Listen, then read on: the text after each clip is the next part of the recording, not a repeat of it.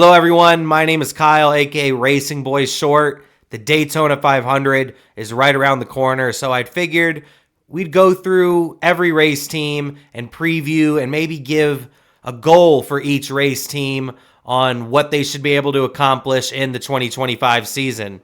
I thought there's no better team to start off with than the most successful team in NASCAR history, Hendrick Motorsports.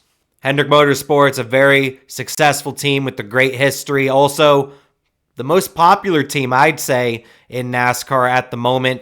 Contains a lot of popular drivers. And with all those popular drivers and all that success, they all made the playoffs last year, all finished in the top 10 in points. And there is no changes going into the 2025 season.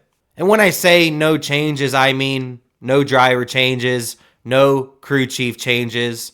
Since there is no changes over at Hendrick Motorsports when it comes to drivers and crew chiefs, I thought I'd get straight to it on what I think the goals for each in particular race team may be and look back a little bit on what they did in 2024. And the best driver to start all this off with is Kyle Larson. Kyle Larson, considered by many to be one of the best drivers in the world, if not the best driver in the world. Just so talented on so many different racetracks, and what he's able to do with the race car is just so impressive. And with all that skill, he's also became one of the most popular drivers in the NASCAR Cup Series. Larson, the driver of the number 5 HendrickCars.com Chevrolet, last year I'd say was the most dominant driver throughout most of the season, was the championship favorite, but didn't end up making the championship 4, getting 6th in points, but did lead the series in wins with 6. I'd say Larson and the number 5 team would consider last season a disappointment. Were unable to make it to the championship 4, were unable to compete for a title in Phoenix. So I'd say that is the overall goal for the number 5 team, is to get back to the championship 4 and get a second championship with Kyle Larson. They've been close over the years to getting that second title. That first year at Hendrick, he was just so phenomenal. I was there when he won that championship and had that amazing burnout around the racetrack. That was an awesome moment. Kyle Larson, one of the most, in my opinion, the best driver in the world. Not everybody is going to agree with that. I'd say he's the best driver in the world, and he wants to get that second Cup Series championship, and he's definitely one of the favorites. Now on to NASCAR's most popular driver, Chase Elliott. Elliott, the driver of the number 9 Napa Auto Parts Chevrolet. He had a really good year last year, got 7th in points, only got 1 victory, but he was just so consistent throughout the whole entire year. I was very impressed with his overall finishes in these races because he would just kind of lurk around like 10th and just slowly move up throughout the event, was able to find speed throughout the race, and that also really tells how well Chase Elliott and Alan Gustafson work together. But I'd say the goal for Elliott and that number 9 team is to get to the championship 4 and compete for a title at Phoenix Raceway. Elliott looking to get that second championship. I feel like that should be the goal if you're racing at Hendrick Motorsports. I think the goal is always to win a championship. You're racing in such a great race car.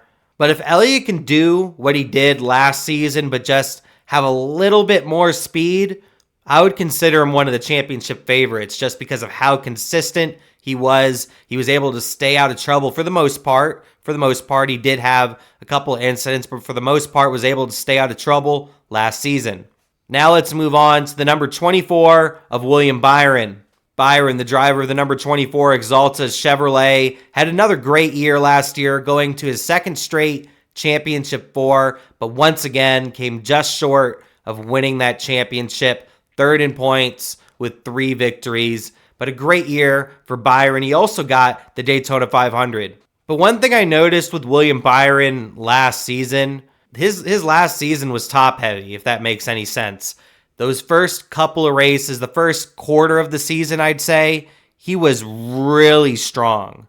He had a really strong first quarter of the season. I was very impressed. He was actually my championship favorite at one point last season, but once the summer hit, the late spring, he just kind of fell apart. and just didn't look he didn't look as strong as his Hendrick teammates throughout the rest of the year and throughout most of the playoffs. But I would say there at the second half of the playoffs, he began to find that speed again. So I'd say the goal for Byron is to get that championship because he has came close the last 2 years. But another goal I'd say is be consistent throughout the year. Like I said, he was very strong at the beginning of the year and just really fell off throughout the summer. He needs to keep that speed throughout the year, and if he does, he might be able to get some more playoff points and set himself up for a greater playoff run.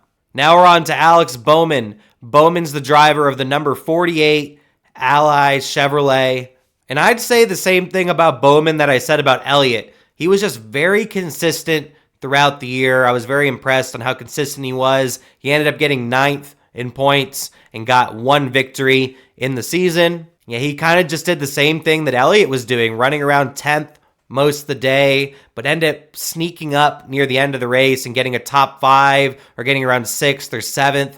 Just great days, day in and day out, but just very quiet, not competing for a lot of victories like Elliott. I'd say Bowman's goal in his mind is to get a championship. And like I said it a couple minutes ago, the overall goal as a Hendrick driver is to get a championship. But with Bowman never going to the championship 4 and him not usually doing too well in the playoffs, I think his goal should be to get to the championship 4. And that would be an amazing season for Alex Bowman and maybe even get a couple more victories as well. I mainly say get a couple more victories because I see a lot of people online wanting Alex Bowman out of the 48.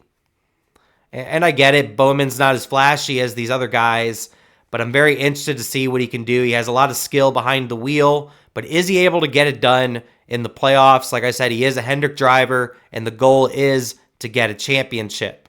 And eventually, at Hendrick Motorsports, just making the playoffs and not going all the way, eventually, you might have to move on. I'm not saying to move on from Bowman, but I'm saying he really needs to continue to improve in that number 48 car because he did have a great year last year, like I said. Very impressed with how consistent he was throughout the year. But he, like Elliott needs to do the same thing. They both need to pick it up just a little bit in speed. But I'm saying this mainly because Elliott's job is safer than Bowman's job. And that's what I think Hendrick Motorsports should accomplish in the 2025 NASCAR Cup Series season. Next week, I plan on releasing predictions for the 2025 season. I'm laughing because last year I made predictions and they were bad. They were really bad. I missed on a lot of predictions. Like I think one of my bold predictions was Bubba Wallace going to the championship 4.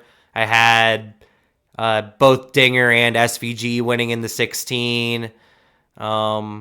Yeah, and a lot of my predictions didn't hit. I think I even predicted Logano going out in the first round or something, too, of the playoffs. So, yeah, we were way off on our predictions last year. But we're going to make another video making predictions. And maybe one of these drivers I just named, I might predict him as the 2025 champion.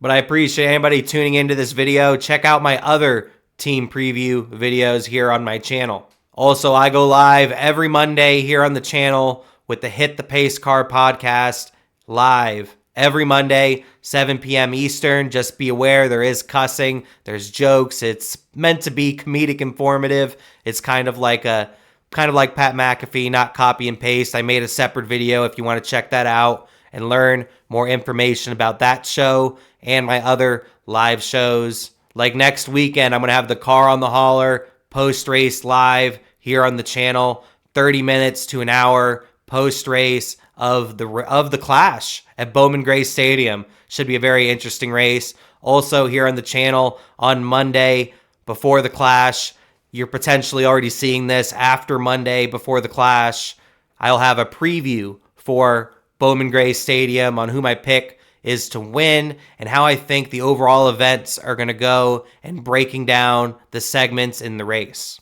But that'll do it for me. My name is Kyle, aka Racing Boy Short, saying peace.